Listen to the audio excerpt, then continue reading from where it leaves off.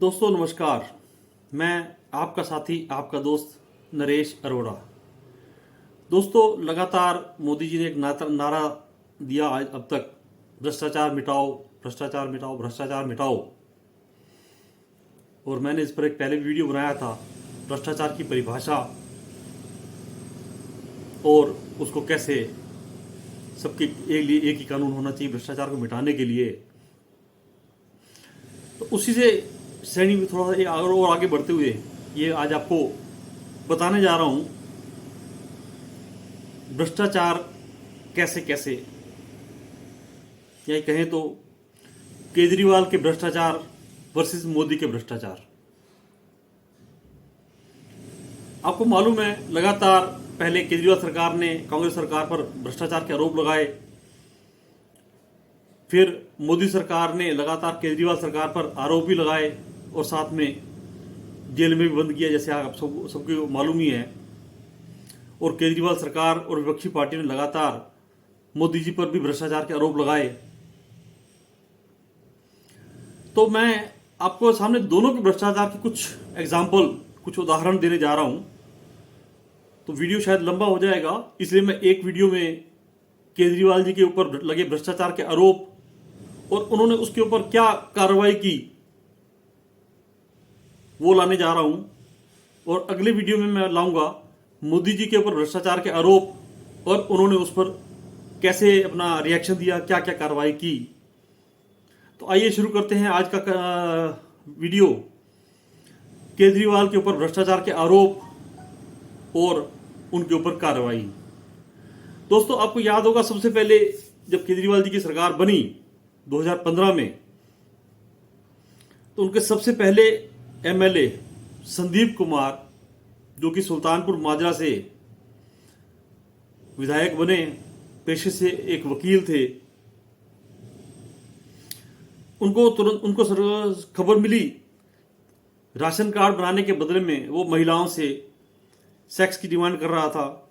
उसके एक दो वीडियो सामने आए जिसमें वो कंप्रोमाइज पोजीशन पे था। जैसे ही इसकी खबर केजरीवाल सरकार को लगी, मामले को संज्ञान में लिया और उसको तुरंत पार्टी से निष्कासित कर दिया गया। उनके पास मंत्री पद था, उससे भी उसको तुरंत हटा दिया गया और उसके ऊपर एक एफआईआर कर दी गई। ये सबसे पहला केस था जो आम आदमी पार्टी की सरकार और केजरीवाल के मंत्री के ऊपर लगने वाला आरोप था। दूसरी बात, जब इसका मुख्य आरोप लगा नंबर 2 पे, वो था पंजाब में हेल्थ मिनिस्टर जो कि भगवंत मान सरकार में बने। मई 2022 में, जिनका नाम है विजय सिंगला, पार्टी को अंदरूनी सूत्रों से खबर मिली कि हमारे ये विधायक लगातार भ्रष्टाचार कर रहे हैं मंत्रालय में। सूचना मिलते ही तुरंत अंदरूनी जांच की गई, उनको भी तुरंत बर्खास्त किया गया मंत्री पद से, पार्टी से, और साथ ही एफआईआर करवाकर कार्रवाई शुरू कर दी गई।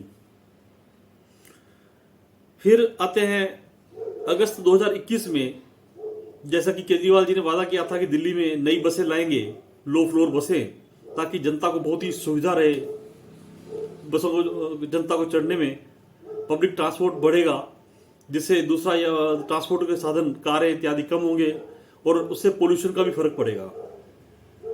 तो ये अगस्त 2021 में एक फाइल पास की गई, या कहें कि फाइल पे कार्रवाई शुरू की गई कि ये बसें खरीदी जाएं।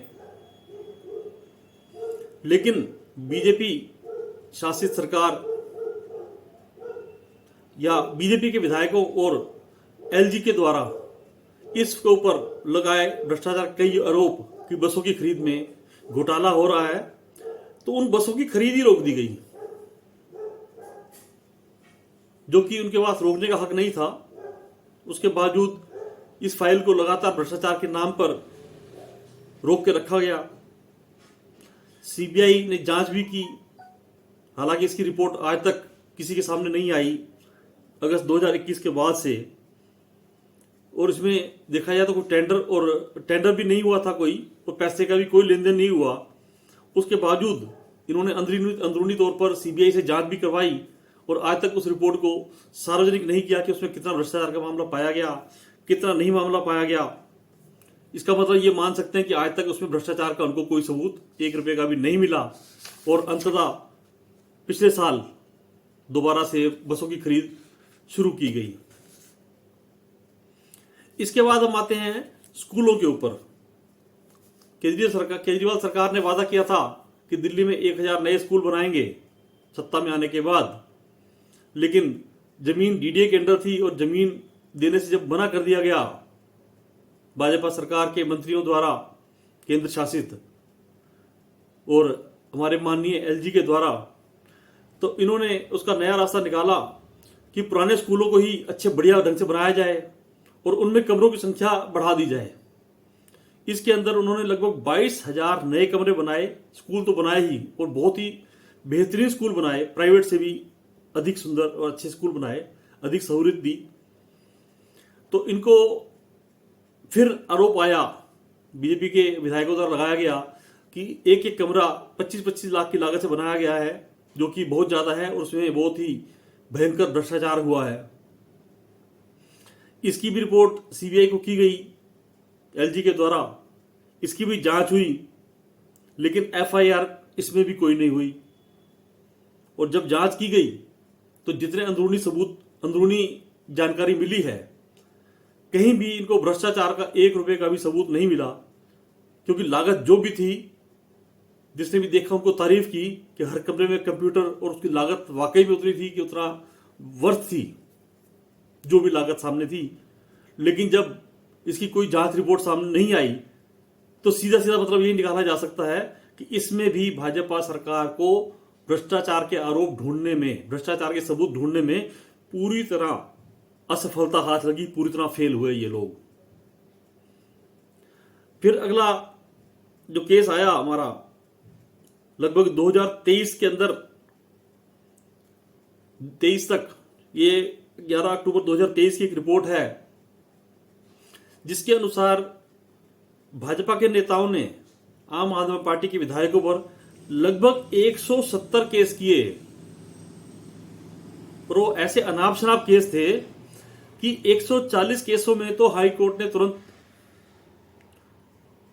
सभी मिले जुले न्यायालयों से जो रिपोर्ट आई, उन्होंने 140 मामलों में ये फैसला दिया कि इसमें किसी भी तरह का कोई गलत काम नहीं पाया गया। और कई मामलों में तो दिल्ली पुलिस को फटकार तक लगी कि क्या आपके पास यही काम रह गया है कि आम आदमी पार्टी के विधायक छींक भी मारेंगे तो आप उनको उठा के ले आओगे, गिरफ्तार करके जेल में बंद कर दोगे, केस कर दोगे, और तो कोई काम आपको करना है नहीं सिवाय आम आदमी पार्टी और केजरीवाल सरकार को काम से रोकना और तंग करना। तो 170 में से 140 मामलों में फैसले आ चुके हैं, पूरी तरह बेदाग बरी हुए हैं। बाकी 30 फैसले मेरे पास रिपोर्ट नहीं है कि उनका एग्जैक्ट क्या आज की स्थिति है। उसके बाद एक और केस सामने आता है 2016 में। भाजपा ने कहा कि केजरीवाल सरकार बहुत बड़े बड़े भ्रष्टाचार में लिप्त है, बहुत बड़े बड़े भ्रष्टाचार कर रही है। तो उन्होंने एक शुंगलू कमेटी बनाई जो कि सीएजी के अंतर्गत शायद आती थी। शुंगलू कमेटी ने दिल्ली सरकार के कार्यालय से, मुख्यमंत्री कार्यालय से लगभग 400 फाइलें उठा के ले गए और सबकी अच्छे अच्छे अफसरों द्वारा बहुत ही बारीकी से जांच की गई। क्योंकि ये आधिकारिक तौर पर फाइलें ले जाई गई थी, इसलिए उनको उसका जवाब भी आधिकारिक तौर पर देना पड़ा, जिसमें उन्होंने लिखित में दिया है कि सभी फाइलों को बारीकी से चेक किया गया और उसमें 1 भी रुपए का भ्रष्टाचार नहीं मिला है। आपको हैरानी होगी जानकर कि 400 फाइलें हों और 1 भी रुपए का भ्रष्टाचार ना मिले, वो भी केंद्र सरकार, बीजेपी सरकार जिसकी एक बुरी नीयत थी तंग करने की, और वो भी उसमें 1 रुपए का भ्रष्टाचार नहीं ढूंढ पाई। इसका मतलब समझिए कि केजरीवाल सरकार कितने अच्छे तरीके से और ईमानदारी के साथ काम कर रही है। इसके बाद आते हैं सबसे बड़े घोटाले, शराब घोटाले के ऊपर। तथाकथित शराब घोटाला जो भाजपा द्वारा आरोप लगाया गया है, इसमें हमारे कई मंत्री और मुख्यमंत्री तक जेल में जा चुके हैं। और आपको ये जानकर बड़ी हैरानी होगी कि इसमें भी अभी तक लगभग 2 साल से अधिक हो गए इसकी जांच करते हुए ईडी द्वारा, सीबीआई द्वारा, लेकिन 1 रुपए का भी अभी तक भ्रष्टाचार का कोई सबूत पेश नहीं कर पाए हैं। सभी के ऊपर एफआईआर इसलिए कर दी गई कि इन्होंने 4 लोगों ने आरोप लगा दिए कि इन्होंने पैसा लिया है, हमसे भ्रष्टाचार किया है। सिर्फ और सिर्फ उस मौखिक आरोप के ऊपर ये केस दर्ज किए गए,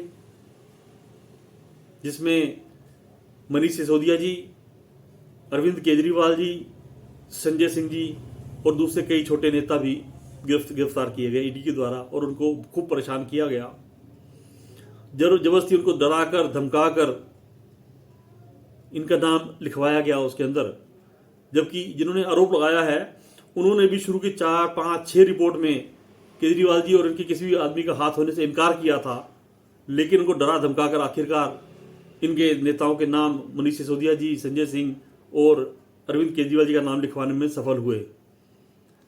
आज भी कोर्ट में केस चल रहा है, लेकिन अभी तक चार्जशीट किसी में फाइल नहीं हुई है। संजय सिंह जी को जमानत मिल चुकी है।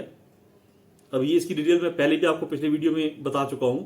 और अरविंद केजरीवाल जी के ऊपर 1 महीने से ऊपर हो गया, लेकिन अभी तक एफआईआर तक नहीं है।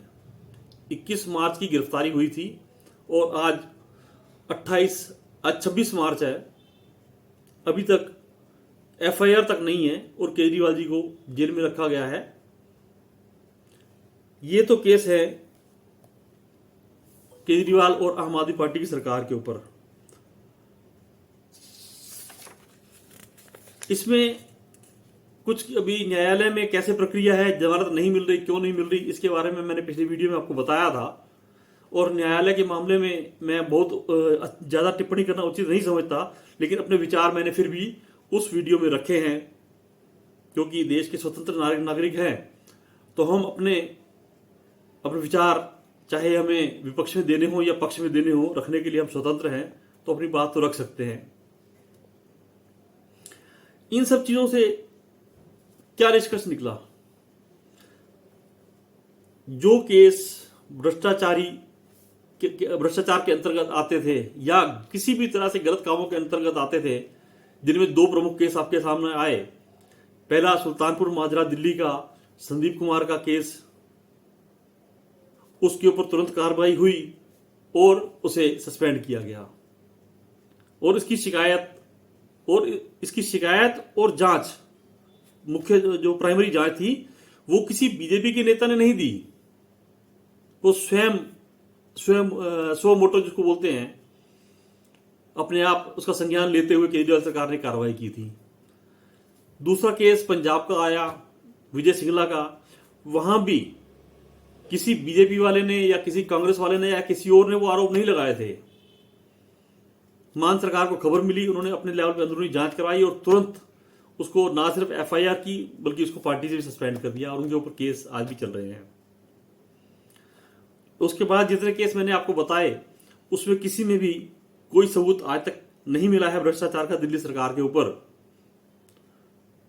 170 केस सभी विधायकों पर मिलाकर, उसके बाद बस घोटाला, स्कूल के कमरे बनवाने में घोटाला, इवन वीडियो कैमरे जो लगे थे, जगह जगह सीसीटीवी कैमरे लगे थे, उनको भी इन्होंने बीच में लपेटने की कोशिश की, लेकिन कुछ नहीं मिला।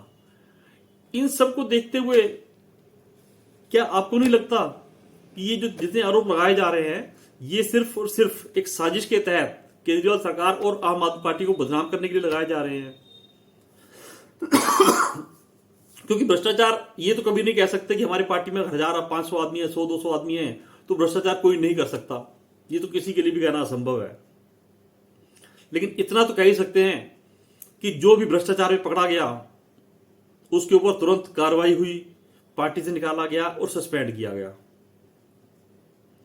तो इतना तो आप लोगों को समझ में आ चुका है कि कौन भ्रष्टाचारी के साथ खड़ा है, कौन भ्रष्टाचार के विरोध कर रहा है खुल के। तो इस वीडियो में निष्कर्ष साफ निकल के आता है कि दिल्ली में भाजपा पिछले 25 साल से शासन में आना चाहती है, सत्ता में आना चाहती है, लेकिन पूरी तरह बौखलाहट हो चुकी है कि 25 साल हो गए दिल्ली की सत्ता में आए हुए, और किसी भी तरीके से साम दाम दंड भेद दिल्ली की सत्ता पर कब्जा करना चाहती है, जो कि वो नहीं कर पा रही। और 2014, 2015, 2020 भयंकर मोदी लहर के होते हुए भी लगातार दिल्ली सरकार में बीजेपी को मात मिली बुरी तरह से। और अभी 2022 नगर निगम के चुनाव थे, उसमें भी आपने देखा कि कैसे इनको मात मिली। और बाकी चंडीगढ़ चुनाव मॉडल तो आप सभी देख ही चुके हैं। अगर आपने नहीं देखा हो तो एक बार नेट पर जाकर चंडीगढ़ नगर निगम चुनाव सर्च कीजिएगा, आपको वहां पे दिखेगा कि कैसे ये चुनावों को हैक करते हैं और अपने पक्ष में जीते या ना जीते कब्जाने की कोशिश करते हैं गलत तरीके से। तो आज का मुद्दा आपके सामने रख दिया है मैंने। निष्कर्ष, केजरीवाल के जो काम है वो सिर चढ़कर बोल रहे हैं।